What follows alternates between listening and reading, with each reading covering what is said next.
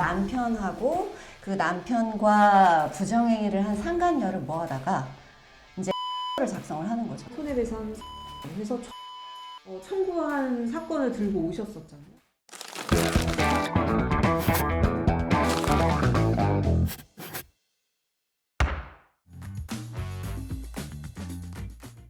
네, 안녕하세요. 저희는 법무법인 테림의 이혼 전문 변호사 김선하 오상원 변호사입니다. 반갑습니다. 와. 아니, 요즘에 상간 사건에 트렌드가 있다고요? 네, 네. 트렌드가 있습니다. 과거에는 그 불법행위에 의한 손해배상 소송을 제기를 해서 위자료를 받아내는 형태로 상간 사건을 해결을 해왔어요. 근데 그렇게 이제 불법행위에 의한 손해배상 소송을 제기할 경우에 위자료만 인정이 되기 때문에 그 위자료가 우리 법원은 위자료를 많이 인정하진 않고 있거든요. 그래서 뭐 기껏 많아봐야 2, 3천 정도 인정되는 뭐 판결이 나는 것이 통상적이었는데요. 그래서 이것을 이제 어떻게 하면 좀 더 높게 받을 수 있을 것인가, 결국 그런 방향으로 가는 게 이 상간 사건의 해결 트렌드라고 할 수가 있는데, 그래서 최근에는 이 상간이 발각이 되면 합의서를 먼저 작성을 합니다. 그래서 남편하고 부정행위를 한 상간녀를 모아다가 이제 합의서를 작성을 하는 거죠. 그래서 뭐 다시 상간행위를 할 경우에 발각되면 뭐 얼마의 뭐 위약벌을 지급하기로 한다. 그리고 이에 더해서 뭐 부차적인 손해배상을 배상을 하기로 한다. 뭐 이런 식으로 합의서를 먼저 작성을 해두는 거죠. 그런 다음에 한 번 더 부정행위가 발각될 경우에 그 합의서를 가지고 손해배상 소송과 동시에 위약금 소송도 같이 들어가는 것이죠. 그럼 그럴 경우에 불법행위에 의한 손해배상과 우리 합의서로 약정한 그 약정금까지 이제 금전적인 이득을 얻을 수 있기 때문에 옛날에 받았던 그냥 뭐 합의서 없이 소송으로 들어가서 받을 수 있었던 금액보다는 훨씬 더 높은 금액을 인정받을 수 있는 어떤 그 근거를 마련할 수 있게 하는 것이 요즘 상간 사건 해결의 트렌드라고 할 수가 있죠. 그래서 저희 법인에 왜 얼마 전에 상담 네. 오셨던 분들의 사례를 보면 일처각서 위반으로 인해서 한 1억 2천만 원, 그리고 지금 발각된 2차 소송으로 인한 손해배상 3천만 원 해서 1억 5천만 원, 네. 만 원을 청구한 사건을 들고 오셨었잖아요. 맞습니다. 그게 요즘 정말 트렌드이긴 한 것 같아요. 맞습니다. 맞습니다. 그 사실은 액수가 너무 적게 인정이 되었기 때문에 이런 방법을 통해서라도 이제 이렇게 받을 수 있는 어떤 뭐 통로가 열렸다는 데 있어서 뭐 의미가 있을 수도 있고요. 그리고 원래 이제 위약벌 약정을 하면은 위약벌에 대해서도 이제 사실은 공서양속에 반한다라고 해서 감액이 될 수가 있어요. 근데 이제 상간 위자료가 굉장히 적다 보니까 법원에서는 이 위약벌을 인정할 때 그러니까 감액 부분을 조금 보통의 위약벌 사건보다는 좀 적게 하는 것 같아요. 그래서 이거를 통해서 진짜 상간 위자료만으로 부족한 부분을 조금 더 채워주려고 하는 것이 또 법원의 의도가 아닌가 뭐 싶기는 합니다. 그래서 우리가 지금 그 사건들을 수행하면서 수집한 판례들을 보면 약정금 청구 소송과 손해배상 사건으로 한 1억 원 정도는 인정되는 것이 약간 일반적인 것 같아요. 그래서 여기서 이제 그러면 이런 사건을 앞두고 계신 분들에게 드릴 수 있는 팁이 있는 거죠. 일단은 그렇죠. 원고의 입장과 피고의 입장을 나눠볼 수 있을 것 같은데요. 원고의 입장에서 먼저 생각을 해보면 일단은 그러면은 각서나 합의서를 일단은 쓰는 게 맞겠네요. 그죠? 지금 굉장히 화가 나고 피해자의 입장에서 피해자의 입장에서는 잠깐 참았다 후에 많은 금액을 받을 수 있는 기회를 만드는 것이 좀 더 현명한 해결 방법이 아닐까 싶고요.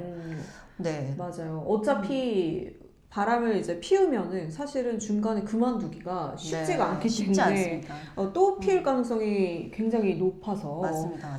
합의서를 쓰시는 것도 좋은 방법 중에 하나다. 그런데 사실은 뭐 사람마다 가치관이 다 다르기 때문에 일단은 상간녀라는 낙인을 판결로서 찍고 싶다라고 하는 뭐 상간녀나 상간남 아무튼 그런 분들이 있을 수는 있겠죠. 그렇죠? 근데 그러면서도 만약에 그런 경우라고 하더라도 상간으로 인한 이제 손해배상 소송을 제기하면서 동시에 뭐 합의서나 이런 부분들도 같이 또 진구를 해놓으면 맞아. 후에 혹시 뭐 진짜 낙인이 찍힌 이후에도 뻔뻔하게 더 할 수도 있잖아요. 그런 경우에 대비를 해서 그런 같이 합의서를 또 작성을 해두는 것도 어우, 역시 방법일 것 같아요. 대단하신데요. 아무튼 그런 식으로 네. 좀 위자료의 액수를 여러 가지 방법으로 여러 가지 네, 증액할 법률적인 수 근거로 있는. 증액할 네. 수 있는 여지를 열어뒀다. 네. 이것이 상가 사건의 트렌드다. 네. 이렇게 알고 계시면 되겠습니다. 맞습니다. 그러면 이번에는 피고의 입장에서 네. 생각을 해보면 피고의 입장에서는 이 관계를 아예 끊어낼 것이면 모르겠지만 네. 끊어내지 못할 것이라면 사실은 각서는 절대 쓰시면 안 된다. 맞죠. 네. 네. 합의서의 날인을 절대 날인하는 하셔서는 순간 안 된다. 이제 거기에 그 이제 금액에는, 매여가지고 네, 구속이 되기 때문에 약정금을 네. 지급해야 되는 일이 벌어질 수 네. 있기 때문에 물론 그럼에도 불구하고 이제 그 관계를 유지하고 싶으시다거나 그리고 지금 당장에 소송을 모면하고 싶을 때도 있긴 있잖아요. 맞습니다. 그러면 어쩔 수 없는 상황이 되겠지만 그렇다고 해서 그 각서가 효과가 아예 없는 것이 아니기 때문에 네. 각서를 날인하시는 데에는 굉장히 주의가 필요하다. 맞아요. 네. 그 실제 저희가 수행했던 사건에서도 그 합의서가 작성됐고 그 상간녀 쪽에서 이 합의서가 무효다라는 주장을 했었어요. 그런데 그 법원에서 이 무효 주장을 받아들이지 않았었죠. 이게 진정한 의사회의에서 작성된 것이 아니다. 그 당시에 내가 이 상황을 이제 벗어나기 위해서 그냥 날인한 것이지 이게 내 진정한 의사로 작성된 것이 아니다라는 말을 했었는데 재판부는 그런 주장을 배척하고 또 이제 진정성을 인정해서 합의의 성립을 인정을 했거든요. 그래서 이게 한 번 작성되면 쉽게 구속력을 이제 벗어날 수 없는 것이기 때문에 작성할 때는 항상 신중을 기해야 하는 것 같습니다. 그리고 또 금액적으로도 이 금액이 합리적이냐 이런 부분들도 한번 그러니까 피고 입장이라면 고민을 해봐야 되는 부분일 것 같기는 해요. 또 한 번 약정된 금액은 그 금액으로서 또 의미가 있는 것이고 재판부도 이 금액을 약정했다면 이 정도 줄 의사 있었던 거 아니냐라고 생각할 가능성이 높거든요. 그렇기 때문에 피고 입장에서는 이 금액도 최대한 신중하게 내고를 해서 만약에 작성한다면 내고해서 정하는 것이 맞지 않을까 싶습니다. 네. 맞아요. 근데 이제 현실적으로 그 금액을 깎기는 어렵기는 할 것 같아요. 네. 왜냐면은 이제 원고 입장에서 혹은 피해자 입장에서 굉장히 화가 나 있는 네. 상황이어가지고 이거 아니면은 일단 합의서 안 쓰고 이거 아니면 바로 소송을 들어간다는 상황에서 네. 그 금액을 좀 줄여줄 수 있느냐라고 말하면 원고나 피해자 입장에서는 그럼 또 만나겠다는 거냐. 이렇게 나올 수 있을 것 같아요. 맞습니다. 그래서 그 그런 금액을 가능성도 줄이기는 있죠. 쉽지 않아서 네. 애초에 각서의 날인을 아예 안 하시는 것이 제일 가장 현명하지만 방법일 것 같다.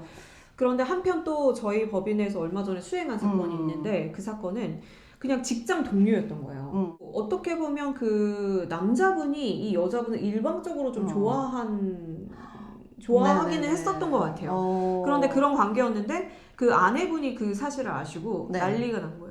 그래서 이 여자분에게 각서를 쓰라고 한 거예요. 이 남자가 너무 간곡하게 부탁을 하는 거예요. 나는 진짜 너한테 너무 미안하긴 한데 이 각서만 써주면 너한테 아무런 해가 가지 않을 것이다. 그래서 이 각서를 좀 써줘라 라고 하면서 그 각서의 폼을 본인이 인터넷에서 찾아가지고 카카오톡을 이용해서 링크를 보내서 이렇게만 쓰면 되는 것 같다.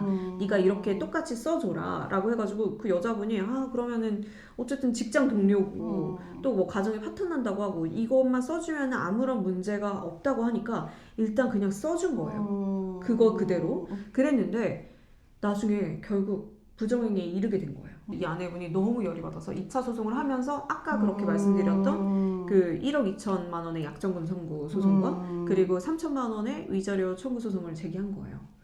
그랬는데 이 여자분 입장에서는 사실은 이게 2차 소송이 아니고 사실은 1차 소송인 거잖아요. 그렇죠. 그게 실체 진실에 부합하는 거잖아요. 근데 내가 괜히 그 각서를 쓰는 바람에 이게 지금 1억 원래는 뭐 최대 3천만 원을 지불하면 됐을 문제가 1억 5천까지도 지불을 할 가능성에 처하게 된 거잖아요. 거기다가 소송 비용까지 하면은 거의 그죠. 1억 상당의 소송에 있어서 소송 비용 1,000만 원 정도가 될 수가 있으니까요. 거의 뭐 여러 가지 합치고 이자까지 합치면 거의 한 2억 정도까지 부담을 할 수 있는 위험에 처한 거죠. 그런 상황에. 그래가지고 저희 법인을 찾아오셨는데 저희 법인에서 그 답변서를 상세하게 써서 내니까 원고 쪽에서 취하를 했어요. 사실은 써주는 입장, 가해자긴 하지만 가해자 입장에서도 법률적으로 이제 지켜야 될 부분까지는 본인도 지켜야 되는 부분이니까 한 만큼만 책임을 져야 네, 되는. 한 만큼만 책임을 져야 되는 부분이니까 의미 있는 승소 사례인 것 같습니다. 네. 상간 사건 트렌드를 알아봤고요. 또 궁금하신 사항이 있으면 어떻게 하면 좋을까요? 어디든 어디든 남겨주시면 저희가 답변 드리도록 하겠습니다. 감사합니다.